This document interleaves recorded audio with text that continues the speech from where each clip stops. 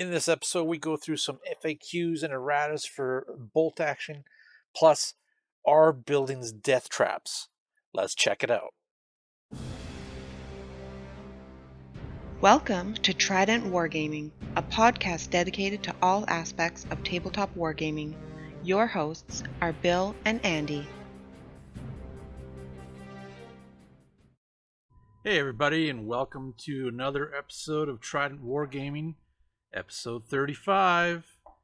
We got some more bolt action for you, and I'm your host Andy, and today coming back to the show with me is Dusty. How's it going, Dusty? Hey, pretty good. Excellent. It's good to be on the show. Great number, 35. Yeah. Hey. Yeah, no, for sure. That was a few years back for me now. 35 to go back then, that'd be awesome. With the stuff I know now. But yeah, today's episode, we got a few topics to talk about. One of them, and it's probably gonna be the main topic, is actually buildings in bolt action. They can get a bit complicated sometimes, I've noticed in games. And there's a lot of little specifics for them, so we'll try to go through majority of it and just point out some key things and whatnot and how they interact with within the battle. So that'll be one of the topics there. Then we have the FAQ that dropped.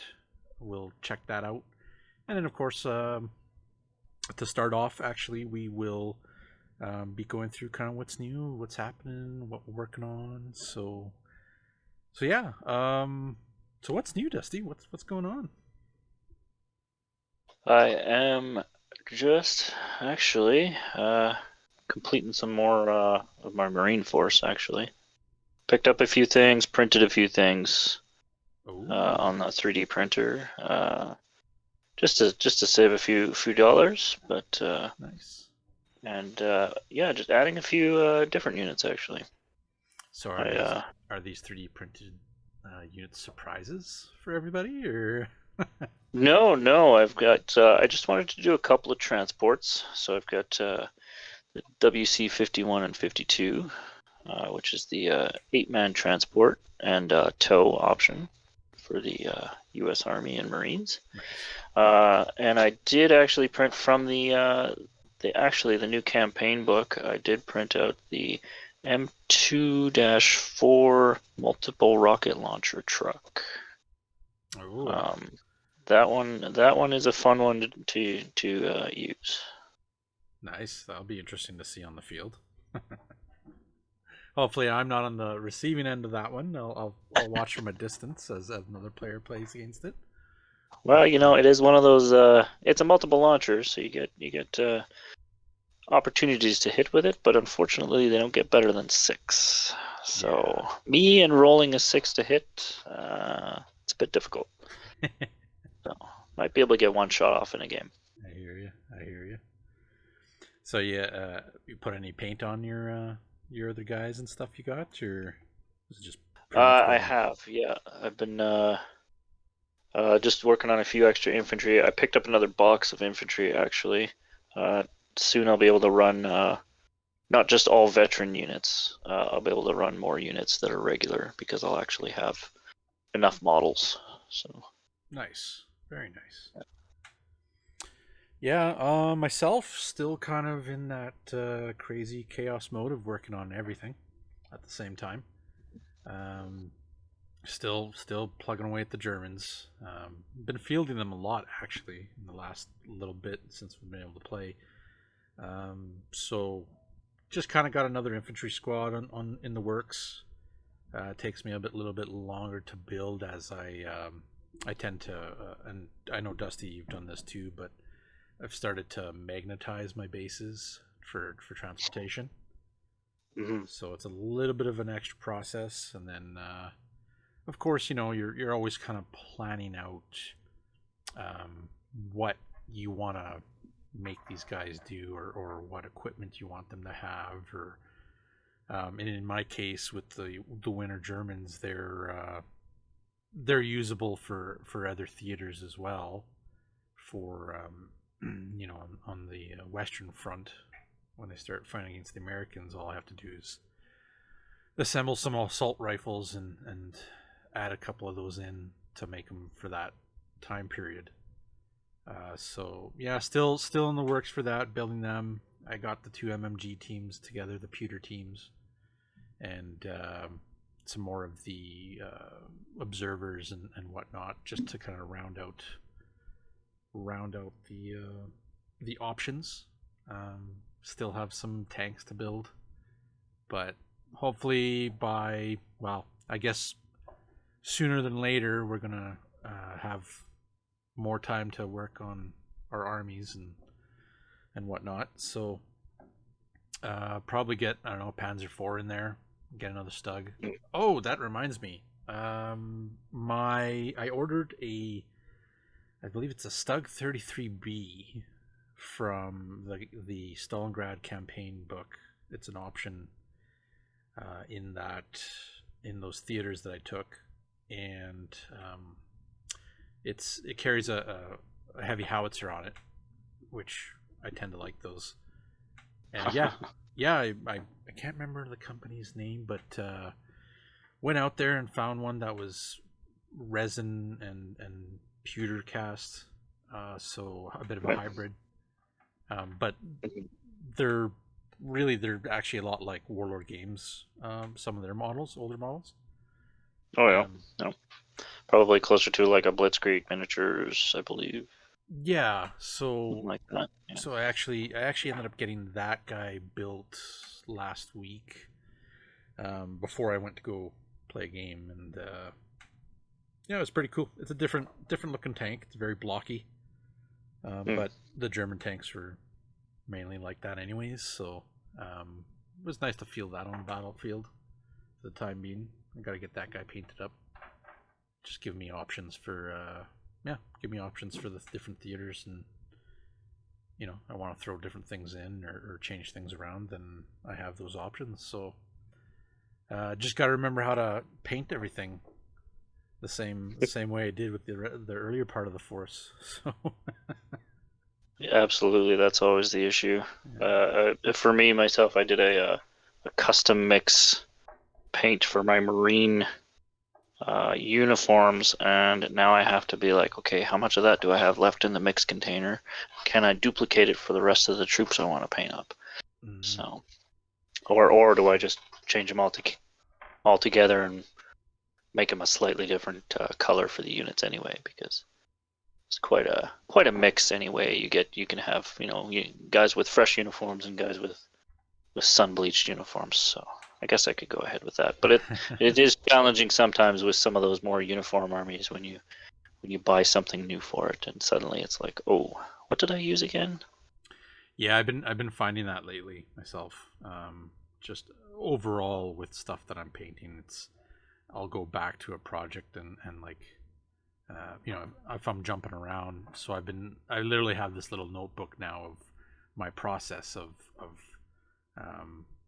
what paints I used and what I did, if I'd made mixes or how I applied it, or what washes and stuff like that. But since that was like an earlier one project this year, I did write some notes. It's on a loose piece of paper sitting flying around somewhere. So but yeah, that's pretty cool. I guess we got some work ahead of us. I know everybody does. I know even Jason, who's joined with us here, he's got a couple different projects on the go too. So that'll be good to hear from him later down the road when he's back on the channel. But yeah, like going forward, I think we'll probably see a lot of different armies popping up, painted up, which would be cool. And then of course I'm always tinkering with 3D printing terrain for bolt action stuff, just having time to do it. So but yeah, so going forward with the episode here, we're going to look at the new FAQ and errata that they dropped. It's the date on it is August 2021.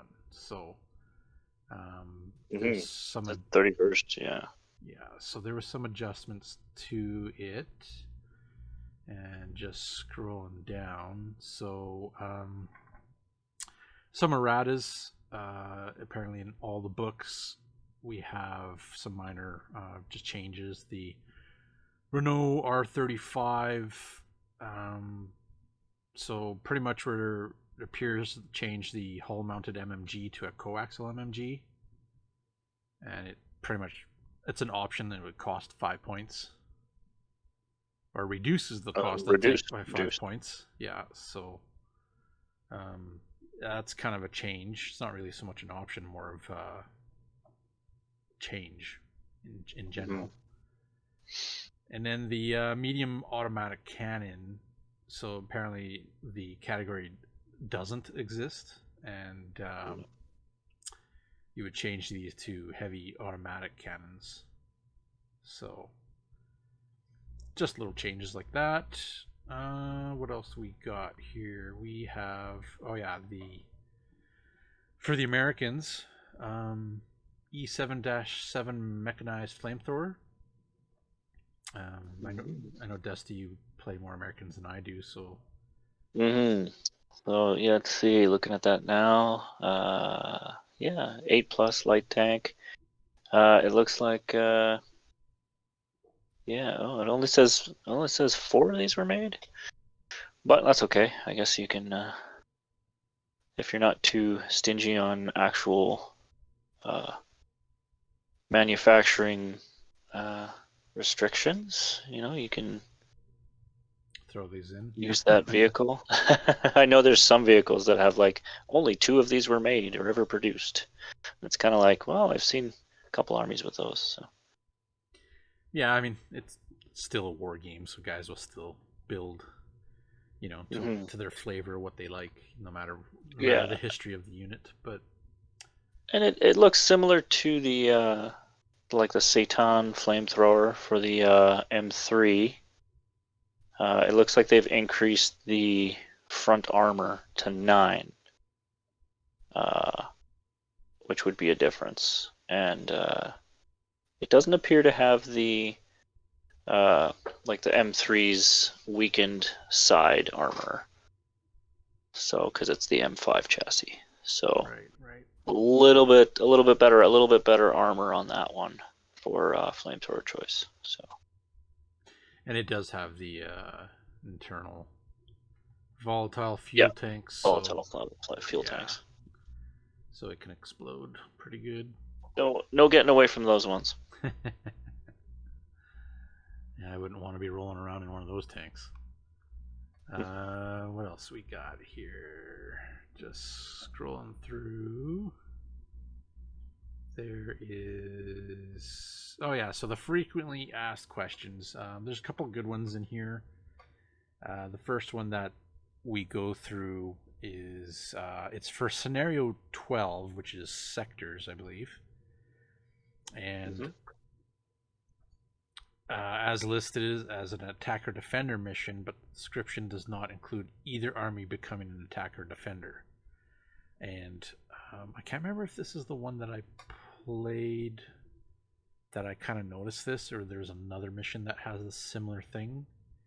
But pretty much they're declaring that this is a battle scenario instead. So for all such rules, as for defender setting up or attacker deploying first or this or that, pretty much just saying it's a battle scenario. So it's I find it very interesting that this one's coming up, given how long the rulebook's been out. I like some of those questions that come out, and it's like, well, wait a second, we're just getting into that now. But it looks like somebody just wanted some clarification, and they got it. Yeah, it's good, and it's good that they've actually responded this way to it, right? Just nope, just treat it as this. Okay, cool. Yep, that's clear. Yeah, absolutely. Next up as well, the other question. This one's a good one. So if heavy artillery piece is not deployed, like in a scenario where everything starts off the map, Mhm. and an army does not include a towing vehicle, does it mean the artillery piece cannot enter the battle?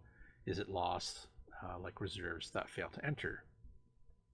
So this is an exception to that rule, pretty much, allowing heavy guns at the start of the table to start off the table that have no tow. They get a single 6-inch move where they can enter the table as first wave or from reserve. But you can't outflank with them, which it'd be pretty funny if you did. Yeah. So pretty much they're just saying, like, here's a free move because this is an oversight. Didn't really think about that. Mhm. But at the same time, knowing that now and having this in play, guys could save points on their toes, Yep. right? Absolutely.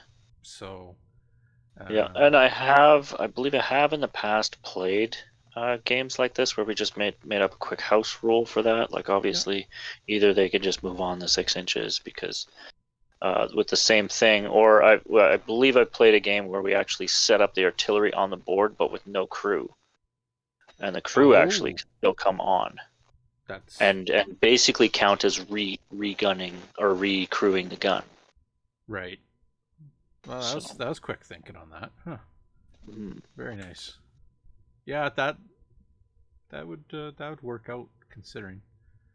But all in all, at least now there's that, so that mm, people are clear on that. Hopefully, I mean, how many people tend to look at the FAQ? I'm not sure, but if you're new, definitely if you're check it new, out. it's sorry.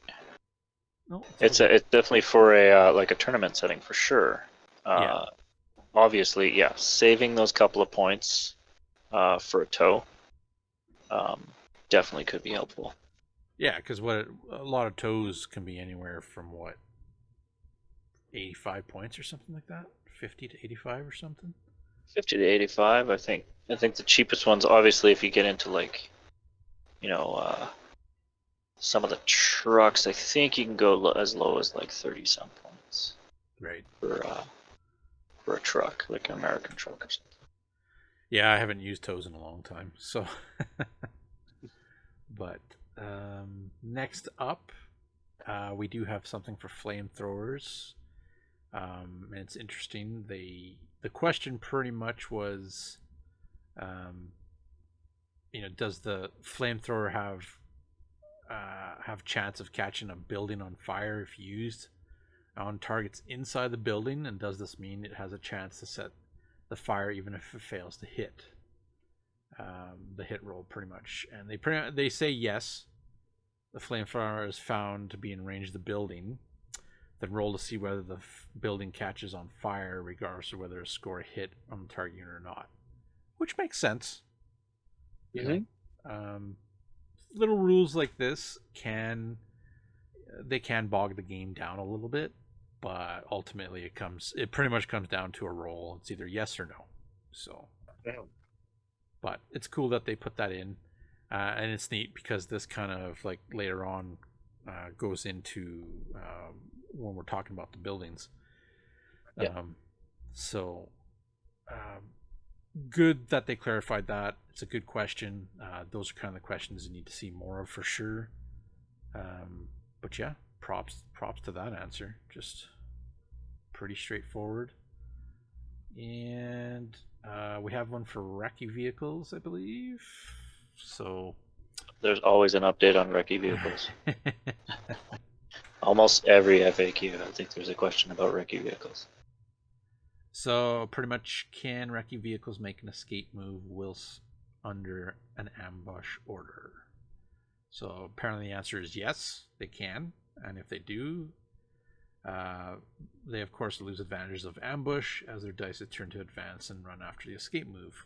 So pretty straightforward, pretty blunt. Just bam, there you go. Yes, but they don't stay in ambush pretty much. So. And then we also have a clarification for bombs when they get placed for Artisan armies, which, funny enough, Jason just played his Artisans the other day, his Partisans the other day. I'm wondering if this came up. So, simplest solution is the bombs get placed after both sides have finished setting up, but before the first turn of the game. So, before the Rangers lead the way and prep bombardment rules. So, that works. Mm-hmm. Also, another good one here is about snipers. So, snipers ignore all hit penalties except for pins and losing their partner.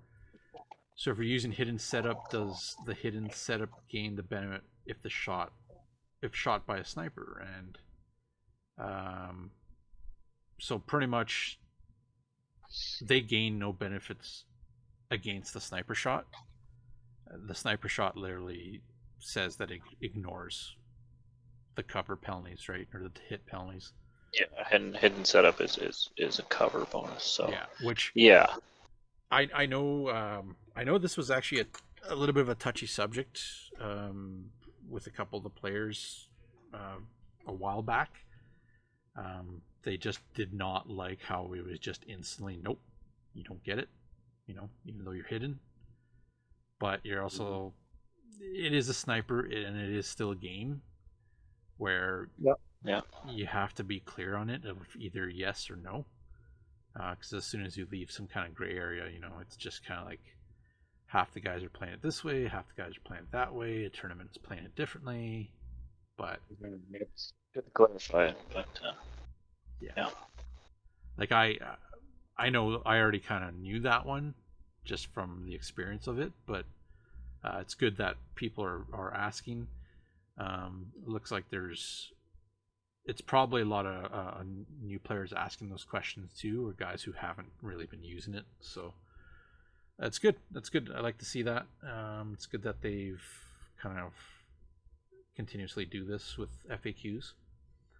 I do know there's some FAQs and whatnot for the campaign books. So the campaign book Duel in the Sun, apparently for a Light Africa Division squad, they changed the wording. So they're adding 5 additional men of rifles for 7 points each, and experience or 10 points each for regular. So just some minor changes like that. Probably not going to go into too much detail here. Empires and Flames, page 104, the United States Marine Corps Raiders. The entry will be changed as follows. Cost 42 points for veteran options. They add up to 7 additional men with rifles for 14 points each. So not too sure how much that has changed, but obviously they're updating probably points costs. Let's see what else we got here. Oh yeah, so the Mariana and Palau Islands. Just if you want to take a look at this one, you got that in front of you? I think it's that one. Yeah. So this is a good one for me because I love War Dog teams. So it's basically saying that there's a few different lists in there, one of them being the Saipan list. And they asked the question saying, in the Empire in Flames book, it states that you can have an extra selection of 0 to 1 dog teams in addition to normal infantry allowed in a reinforced platoon of at least 1 unit of U.S. Marines. Yeah. So may I include this in the Saipan list? And that is a yes, you can. So it's kind of just something that was overseen or overlooked just in the book. And kind of a conflict of rules, like, hey, this rule says this in one book and this one says this in a different book. So they just clarified that a little bit. Yeah, and that tends to happen. And I'm not sure if they have a clarification of that where they say that the most recent published book is what you would go by, like some of the other gaming systems. But it's good that they approached it on here. Obviously shows the team is actually, that's been brought to their attention, or they've actually caught it. So and then they have there's also Yeah, go There's a ahead. second one in there, yeah. 32 millimeter canister round. So this is kind of a grape shot type of for your M3A1 tanks to shoot. So when it shoots actually, you overlap four, I believe 4-inch templates touching each other, and kind of shoots out an infantry killing weapon. So the question is, there was no provision for blocking terrain. As written, consider canister rounds will shoot through, for example, stone building, potentially hitting units behind it. This doesn't sound right. So the answer would be let rules that any terrain providing hard cover or better that is at least as tall as a man would stop the shot. So only units between the barrel and said terrain are affected. Which makes sense because basically, it's just a bunch of metal buckshot being shot out by a canister round. So, much like a shotgun, it's got a short range. It's pretty devastating to open infantry, but it doesn't have the penetrating power. Okay, yeah. Yeah, so heavy terrain, or heavy hard cover, sorry. Hard cover, yeah. Obviously, it's going to rip up, jungle trees or bushes or things like that. But it makes sense that the hard cover would stop it completely. Nice, good clarification. And then we also have there are just two more. So there was a D-Day British and Canadian sectors. Pretty much just a change that was to read for a horse wagon on page 176. Slow towing a gun, and then the next book, Pegasus Bridge booklet, talking about I guess scenario 3. It mentions that the British deploy in a shaded area. However, there is no shaded area on the drawing. So just an oversight, probably by printing or the guy who edited the picture and whatnot, right? So so pretty much what their answer was that the British force can deploy anywhere on the table more than 12 inches from the German setup area. So, I like how that's written, actually, because it kind of goes, let's say that they can deploy. So it's kind of like, yeah, sure, let's just say that. Let's just roll with it, pretty much. Yeah. So that's a good one. Very nice. So yeah, that's it for FAQs and whatnot, erratas. So check it out if you want to look in more detail. But good to see that they continuously do that. I know they've done a couple this year, so that's good. One in January, one in August. I think it's usually about two a year, one each half. You get an FAQ usually. So I have a feeling it's probably after events, like larger events. So and in between that, they've they get a chance to release at least one or two books. So yeah, that's true too. They have to slowly update that. Yeah. So cool. Okay, so gone through that. So yeah, main topic for the evening here is pretty much buildings, and it was funny because one of the players, I remember one of the game nights, he was like, "Yeah, buildings are death traps," and I was thinking, that's a good question. That's a good topic to bring up. So, are buildings death traps in the game of bolt action? They can be, but they definitely have a lot of rules to them. You definitely can take great benefit of what they provide you, especially in this game where if your unit is caught out in the open, as we all know, more than likely they are getting slammed with shots and they're getting taken out. Right? So buildings offer some decent protection, but of course they do have some bad sides to them too. So just going through... I'd say I'd Yeah. say if you were facing me, I don't have a tendency to take a lot of artillery, so you'd probably be okay. But if I was facing your French, I probably wouldn't enter a building. Yeah. But Yeah, no, it's and that's the thing we're going into here is and we might as well just jump right into it. With buildings, and I don't know if a lot of players, and this is good for new players too, is yes, those buildings offer you protection. There is the extra protection rule, which bumps up pretty much how hard it is to kill you. So if you're a regular who you need to wound on a 4, you're actually needing to wound them on a 5, just for that extra protection. On the downside of it, not all your guys are going to be firing out of the building, so pretty much 2 per opening. And one of the big downsides is when you get hit in a building with an HE weapon. This is the biggest thing that guys tend to look for, is if they have a large artillery piece or howitzer or even a tank that has like a heavy gun on it.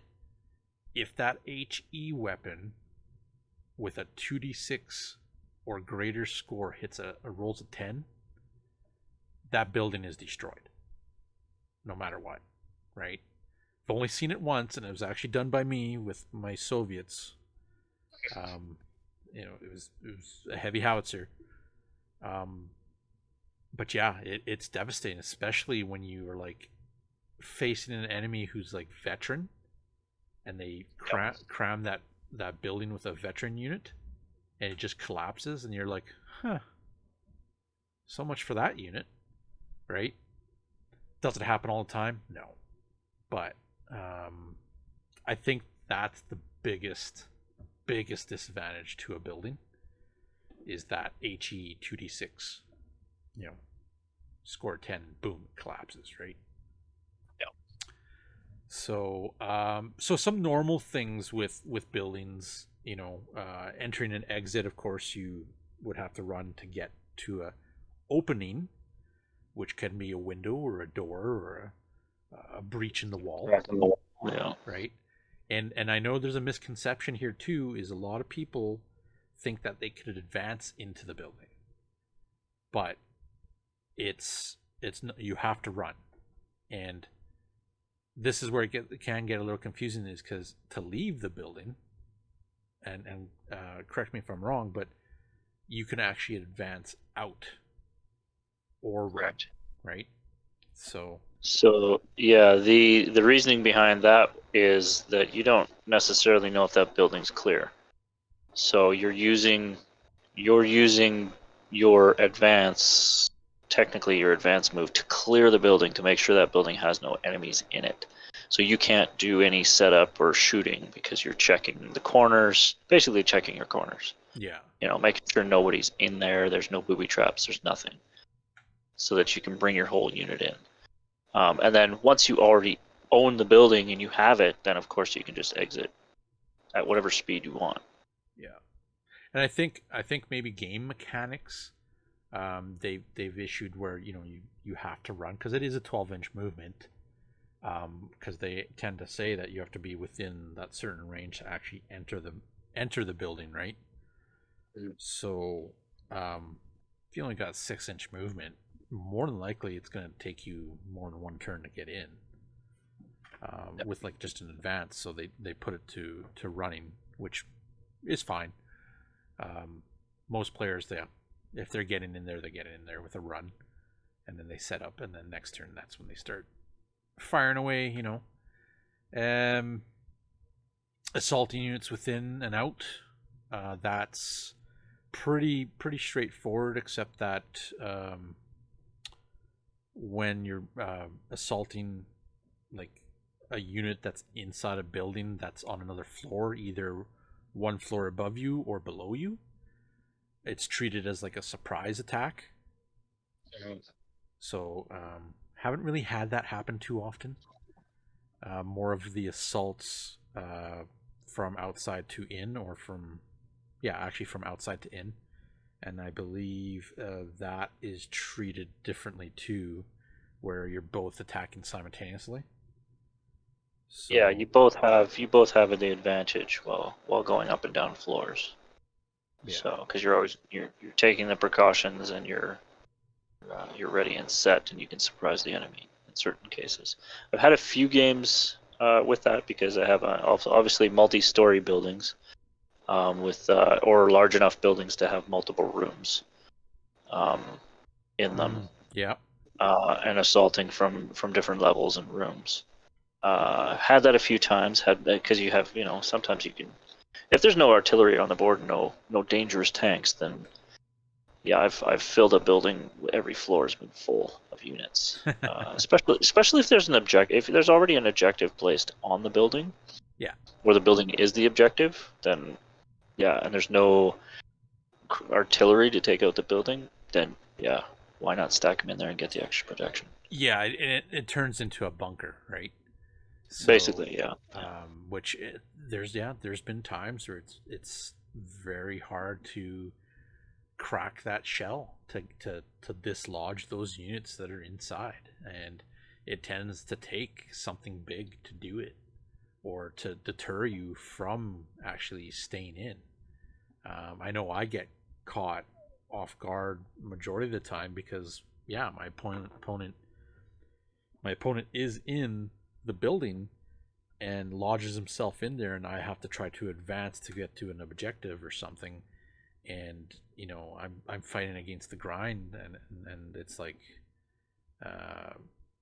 damn, this is tough, right? I'm taking hits, I'm taking casualties, I got pins, I'm not rolling very high to wound because it's tough to wound. This sucks, and then it's like, okay, roll up the artillery, but it's if there isn't big guns like that, solid choice of tactics to use it to your advantage, and speaking of, go ahead, Dusty. You were about to say something. Oh no, I was going to say there's all sorts of bonuses for that. Obviously, you get the extra protection, but then you get to choose. Like, do I put a small unit in? Do I put a large unit? If I put a large unit in, I'm going to lose some shooting because I've only got so many openings. Yeah. But I'm going to be a really large unit, and I'm going to be hard to dislodge, especially if you're regular or veteran. It's also even a bonus putting in an inexperienced unit that has a low dice roll, because you're killing those guys much easier. But now they have the extra. They're basically a regular unit now. Yeah. Because they've got the extra protection. So yeah, it's there's lots of things to think about. Well, there's also even with setup, because you have observers, you have spotters, and snipers, right? Like when you set those up for that, the advanced deployment or whatever, having a sniper that is a regular or a veteran inside a building and gaining that extra protection from regular fire, and also more than likely being at a higher vantage point, is great, because now, okay, I actually have a pretty good visibility of the majority of the board, or I can cut this lane off. Same thing goes with MMG teams, right? Yep. Like, that is a solid choice to put an MMG team, as long as there's no enemy sniper. Yeah, enemy snipers, and as long as you have the vantage points. I know sometimes when I set up games, I'm very particular about the direction that the building is facing.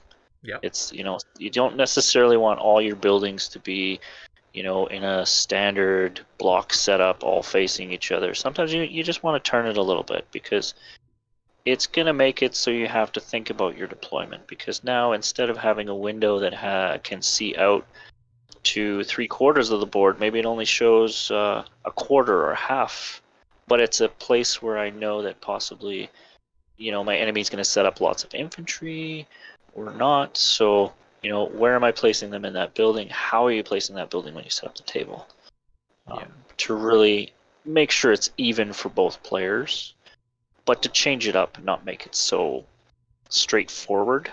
Like, you want to Well, and that's the thing is like when you are placing terrain for tables, most of the time, you're doing these thematic tables, and yeah, it's like, well, okay, there's an alley, so I mean, the houses are actually positioned around the bend of this road, so they're not actually the openings aren't facing your side of the board, right?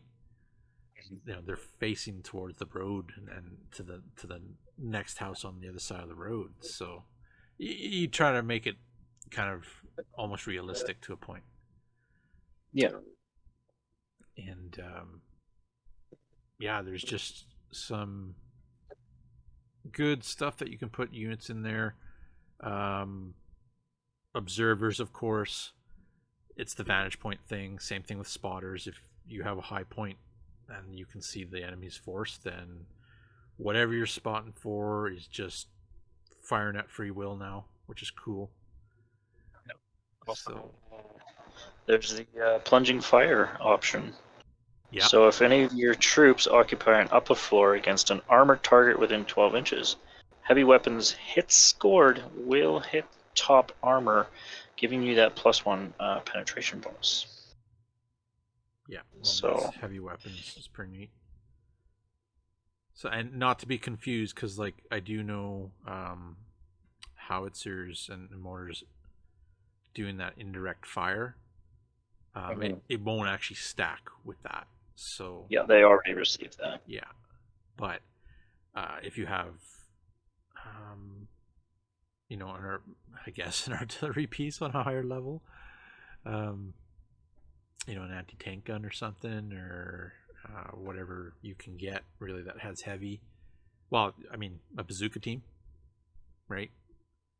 They should be able to count as that, I believe, and they'll get that bonus, which makes sense. You are firing above the tank, so that's pretty good. And I mean, you do only have a 12-inch range for that, so it is a balanced, I think, rule for that. Like, it's like you have to be pretty close to that vehicle. So. Oh, definitely. But I guess I'm thinking of the American bazooka, which is usually 24-inch range. So a Piat, I guess, is different, or well, Panzerfaust. Panzerfaust with a shorter range, but. Yeah. So there's a lot of little things like that with buildings. I do know, and this actually came up with my my factories that I brought the one day to the shop there, and usually you're used to these smaller house buildings that, okay, it has one floor, one unit can fit in there, but then you start getting to these larger buildings, and they actually have they cover a fair amount of space on the board, and you're like, okay, well, I enter this one building and this is one big floor. It actually causes a couple different issues, but from going through some of the book here again, you're almost supposed to separate them into sections, and those sections are to resemble like rooms, which is, it makes sense. And I was actually already planning on adding stuff to my terrain to make sections. So my one factory would have been cut into quarters, and I already 3D printed like a whole bunch of like oil barrels and stuff to put into the factory, to put with the theme, to separate it, to make them like walls where you can still fight within the building, right? Having that gunfight or having that assault. But it would make sense because like tank on the other side of the east side of the building, and I'm on the west side of the building, there should be walls and stuff inside the buildings, unless it's like completely collapsed ruin, which is a different story. You shouldn't really be able to see my infantry that are creeping around and hiding within that side of the building, Mm-hmm. So it's good that they put that in. It's usually you treat sections by like 6 by 6 inch sections, like small houses. So yeah, that's good to know. And also with deployment, they do have a thing which I don't think I've ever seen anybody do either, but if there is no opening really on any of the walls when you deploy like weapons team or something in there, they can actually declare that they've made a breach in the wall, so there's an actual opening. And yeah, that's kind of like pro level, right? You don't see that too often, so. And a lot of people forget. I mean, most of the time, it is only infantry can enter buildings. Yeah. But they do give you the option of for your setup, you can set up your artillery in the building. Unfortunately, they can't get out. Yeah. For the rest of the game, so it's a little risky, but it does give them that extra protection, depending on again who you're fighting and if they have the ability to counteract that extra protection. Exactly. So also with buildings, like kind of going a little forward here, there's a lot of, when you're shooting at units, a lot of, I guess sometimes maybe some misconceptions about firing at units or firing at buildings. And sometimes even I get confused because it comes up so often, right? But when you're firing at units inside of buildings, especially with like heavy weapons, not so much infantry, but heavy weapons, you don't actually need to target the unit. You target the walls, like where there's an opening of the unit, where the unit might be. So if it's on the second level, you can target that opening, and you'll still apply like a hard cover roll to it, but you can fire. And their whole logic is, I mean, it's a large caliber projectile coming at that building, and it's gonna probably go right through it. Yep. So like you apply the hard cover, but I don't think they would apply the down modifier. So any other modifiers, maybe like range, I'd have to check that up, but it seems like it's an easier shot, slightly easier than just applying all the modifiers to a unit from being in there, right? So, and that's for more of like, I guess, armor piercing weapons, from main guns and whatnot. But see it every once in a while. Most guys fire HE, which will go on to the next topic. So you have HE weapons which do the same thing. They can target the walls, but they don't suffer any of the hit penalties for cover. So as long as it's open sights, right? Yep. So you pretty much just choose the unit you're aiming for. Really, regardless of the gun can see an opening. Pretty much just firing at the wall. And then, yeah, you roll the hit and you ignore any to hit penalties for cover. So that's a big thing because, yeah, if you are firing with a large caliber gun that does 2d6, if not more, there is a possibility you're bringing that building down, right? Or at least losing the unit. I mean, you're losing your cover and you're losing your extra protection.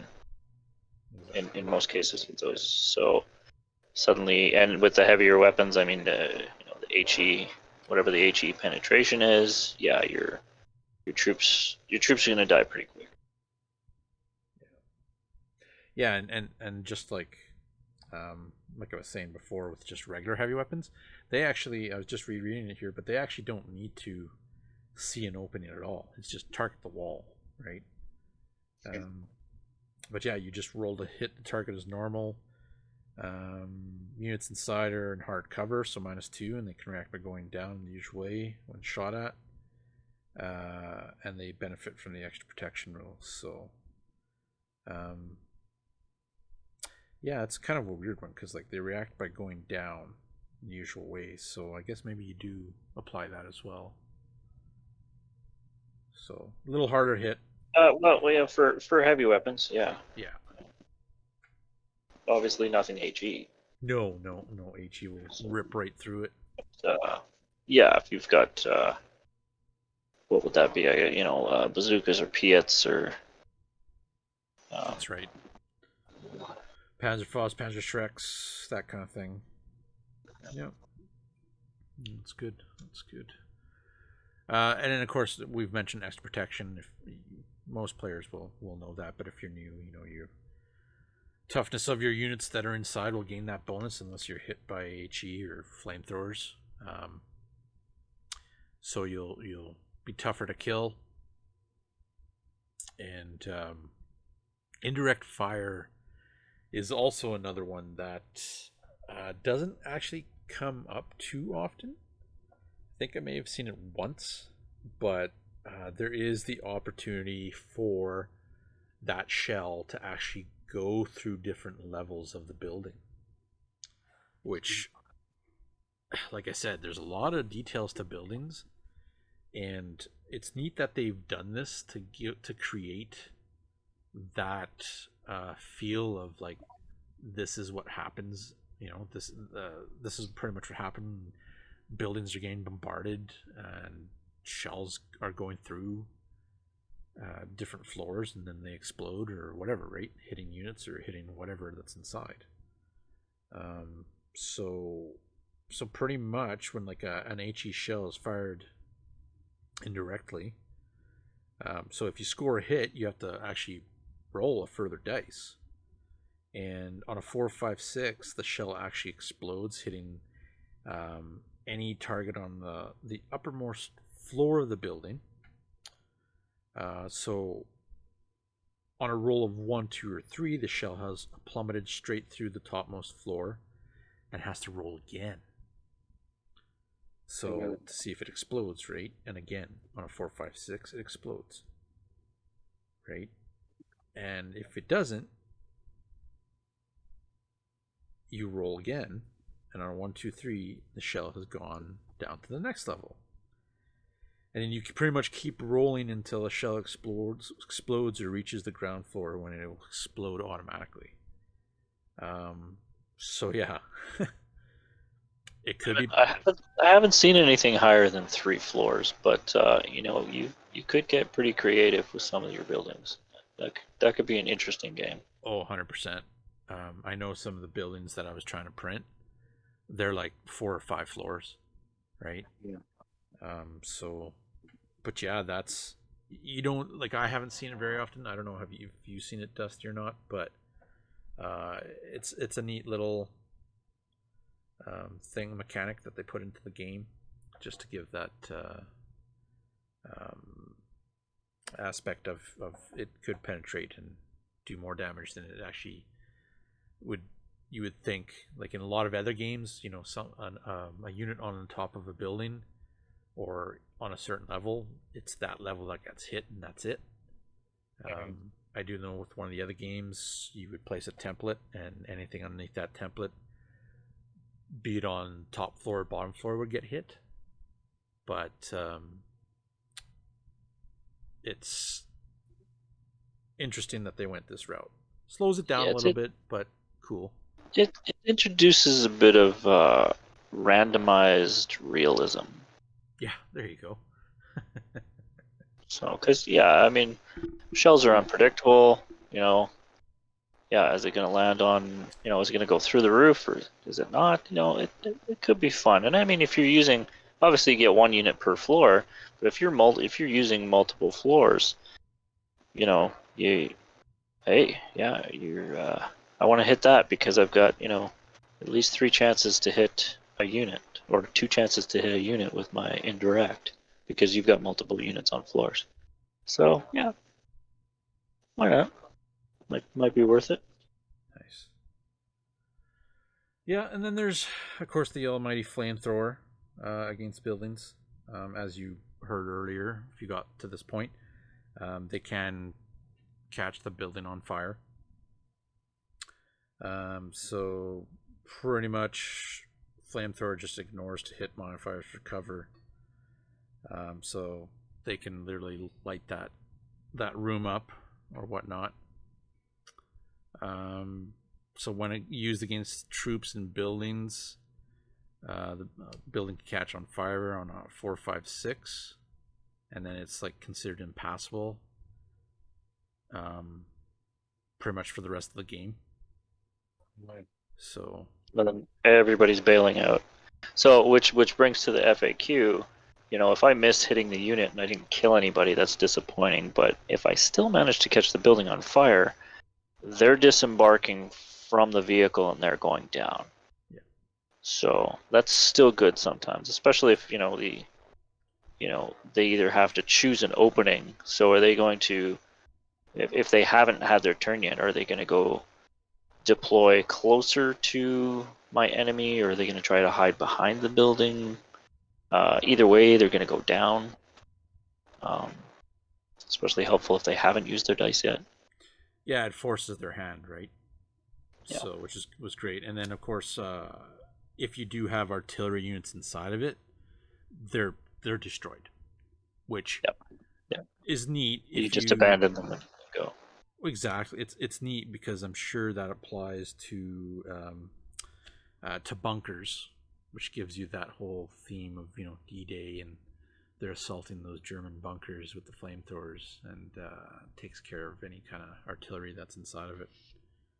So that's pretty cool too. And then of course you have there's like airstrikes and artillery barrages, and they have a whole other section of rules for them as well. And it's pretty much you're using the building itself as a line of sight or a target, and then pretty much units and crews and whatnot inside some of the levels will actually get hit with effects from the artillery barrage or the airstrike,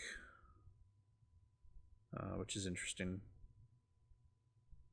So it's again a lot of different rules, and then of course there's also like bunker rules, right? But that's a whole other section for Yeah. So haven't actually played against anybody that's utilized bunkers.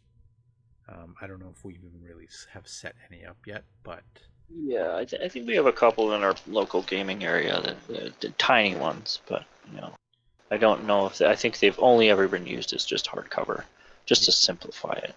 That's true. Yeah. So Because they can be difficult for most armies to deal with. So it almost adds a challenge that modifies the game a little bit too much in certain cases, depending on the mission.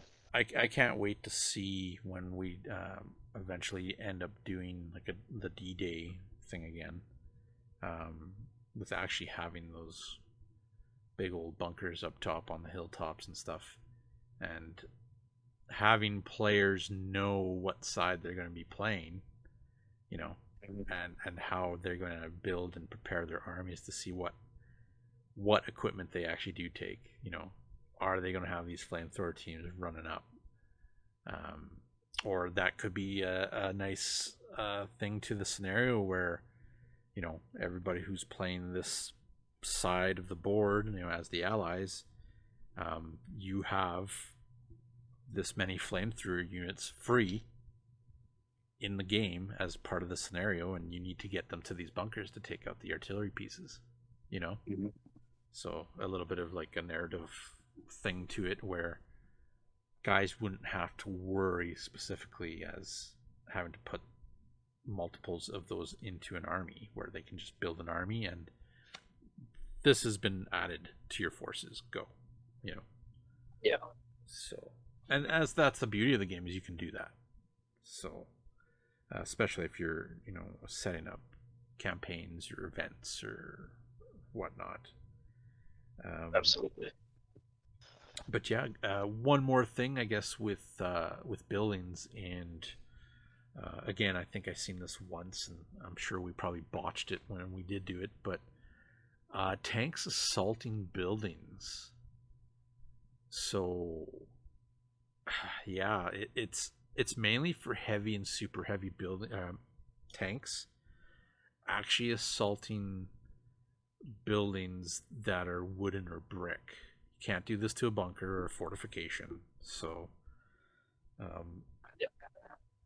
but it's treated as an assault for vehicles, and there's a whole bunch of rules for it. For there it is, assaulting tanks to the buildings.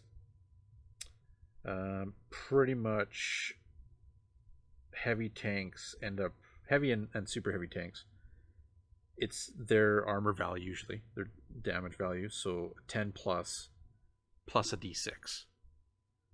So or 11 plus a d6, and that's what they use for the damage against the building. And it looks like the buildings themselves have a damage chart as well, which is 2d6 for wood and 3d6 for brick. So if the building scores higher, you resolve the damage against the tank, as described for like a vehicle ram. So if the building is wooden, it's only a superficial damage that it can cause. And there's different things where, like, you know, if the tank doesn't do it, it just kind of stops right there. If the building and the tank score equally against each other, it's superficial damage against the vehicle. As the vehicle, you know, ram the building is destroyed, kind of thing. Like it doesn't quite destroy it, but yeah, if you score higher with the tank when you do this ram, you literally do collapse the building in the same way as for HE shells. So again, another way of destroying buildings, which I think you'll find probably just one of the more thematically fun ways of doing it, because most of those super heavy tanks are going to come with a pretty big gun on them. So yeah. But but you know, if you want to just do it the fun way, yeah, absolutely. Crush through the building. You have to make tank sounds when you do it, though. Oh, that's not written down here, but I'm pretty sure it's in the FAQ somewhere that tank sounds and the crashing rubble sounds need to be made while you do that. There you go. No, pretty cool. Other than that, yeah, like they take another pin actually when they're driving through, so pretty straightforward. You just have to look up the RAM rules, which they're not too bad. But other than that, yeah, with buildings, like I said, there is still a lot of stuff to it as we went over. Hopefully some of that information helps and possibly clarifies things, or maybe even notifies you of stuff that you never even knew about, right? So I know it did to me. There's a fair bit of stuff in there that either refreshed my mind or stuff I didn't even know existed. So pretty neat. A lot of good tactics you can do with buildings. Definitely take advantage of them if you can. And the one thing too, you know, with buildings, unlike other games, and this is the thing with bolt action, is there's so much interaction with the terrain in the game, and especially with buildings, because a lot of times you will play those tables that are just, it's a city fight, you know what I mean? Yeah. Tons and tons of interaction with buildings, from as we talked about, destroying stuff, shooting at units inside, going from one section to another section in these larger attached buildings, and then of course, like, you know, clarifying if the building's actually a building or if it's more of a ruin. But definitely a lot of interaction. I do think, besides some of the other games, like Horus Heresy and 40k used to have it too. There wasn't really a lot of stuff where you actually were able to destroy buildings. Where in bolt action, it's like, oh, it can happen all the time, right? Oh, yeah. Like, you can literally target empty buildings and try to collapse them. You know, and it could be a tournament play where, you know, you're making some ruins for yourself, and where you're clearing line of sight, that kind of thing, you know. But check it out. Do some more digging with buildings in bolt action. And yeah, to answer that question in the beginning, are they death traps? In my opinion, as I'm looking at it as if I was facing myself, yes, they are death traps. I'm gonna vote opposite of that. I'm gonna say they're not. In my previous experience, so again, it's one of those split decisions. So Definitely. just you gotta know, you gotta practice, you gotta know how to use them. Definitely know what your enemies bring into the table. So. No, and you know what? That's some solid advice for sure, And one thing to note too is, and you'll see in a lot of other campaign books, there is like additional rules that guys like to play within scenarios or different theaters. I do know that there's one where if you do go through buildings, there's a possibility that your tank, as an example, can actually like immobilize itself because it's crumbled through the main floor and there's a basement. Yeah. So again, this is just from the rule book, but there's a lot of other special rules out there you can play with. Makes the games really intriguing and different, and just have a lot of fun with it. And yeah, if you're looking, you know, looking to use a lot of buildings, hopefully this helps out. So yeah, if I can just one of my favorite ones. Now I'll start with the thing is that this is not official rules. This is like a house rule, talk to your opponent kind of thing. One of the ones I do like, because there are so many different kinds of buildings and sizes of buildings, I like adding a little more of the transport option to the vehicles, or sorry, to the transport vehicle option to the buildings. So usually, you know, you're only allowed one unit in a building, but unless it's a really big building. Sometimes it's cool to play games if you have a number of different size buildings to just allocate a number like a transport vehicle would have. So if you have an outhouse style building, maybe that can fit 2 guys. If you have a small farmhouse, maybe that only would fit comfortably, you know, an 8-man fire team unit. You know, or if you're in a large manor, hey, maybe you talk to your opponent and be like, hey, can I just add up to 30 guys in there? You know, like or a mansion or a hotel or something. Yeah. So different things to change and think of for those you know, those home style games that I've actually found useful, because sometimes you have that you have a 20-man unit that can enter a building, but that building just doesn't seem like it would hold that many people. So, or they'd be stacked pretty hard. Nice. No, there you have it. I mean, that's some solid, fun advice, gameplay advice. Not official. No, just for fun. No, but you know what? There's actually a lot of people in the communities that they do that, right? They draw up some house rules and stuff, right? So, which is pretty sweet, and I do like how the community does that and share that. And I'm sure I'll probably snatch some of these ideas to throw into scenarios and stuff, which is pretty cool. So, thanks for sharing that actually with us, Dusty. That's a good one. I like that idea. But yeah, again, thanks for being on the show. It's always a pleasure, of course, talking bolt action with you and just hanging out. And yeah, always an enjoyable evening. So, and also thank you guys for listening if you joined in and checked us out. Of course, the usual avenues to check out for Facebook, YouTube, and Instagram, and Podbean. Just keep on checking our stuff out. We bring a lot of different games to you, from bolt action, horse heresy, some BattleTech, all that stuff. And I'm sure there'll be more to come. Hopefully we'll get some more pictures of more bolt action and Victory at Sea, and there might even be some black powder coming down the pipe, which I know a couple guys have been looking at.